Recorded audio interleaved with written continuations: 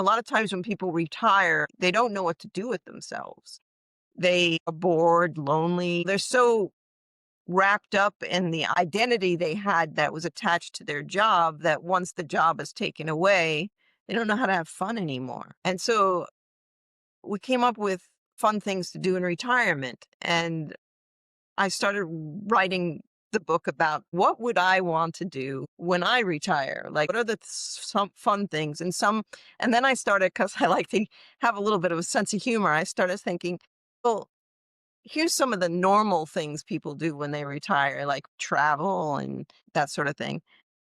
But then I started looking for some outlandish things that are possibilities, but take you kind of outside the box. And so I did that and I wrote that first book. And then I read an article about how women experience retirement differently than men do. Women, a lot of times, you know, if they've had children all these years, they have the empty nest thing. And now it's time for them to do those things that they put off while they were raising children. And I started thinking, we want different things sometimes in retirement than men do.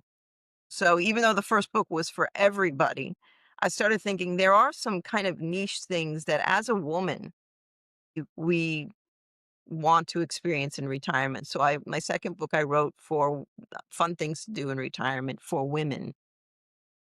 And then that led to my mom is 94 years old, almost 95. Mine. Wow. Have that in And common. she lives alone still, thank God. There's mine. It's That's amazing, isn't amazing. it? Yeah, that's amazing. That generation though, they're tough. They're tough. They're really tough. And but I know that she does. I don't live near her right now, and I know she gets lonely and she gets bored sometimes. And I thought, well, what if I wrote a book about things to do from home? Just anything you do that you don't have to leave the house, because my mom doesn't drive and she's got some mobility challenges, so she can't leave the house without somebody with her.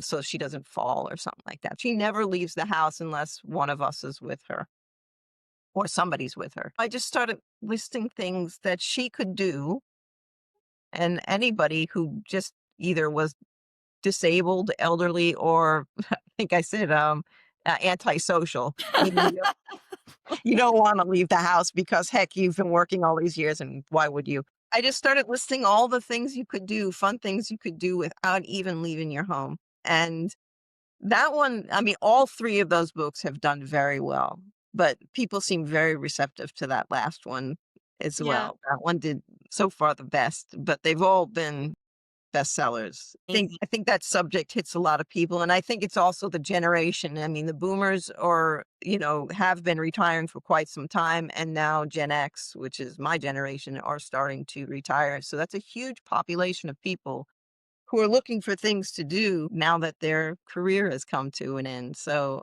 I think it was just a very timely subject and topic.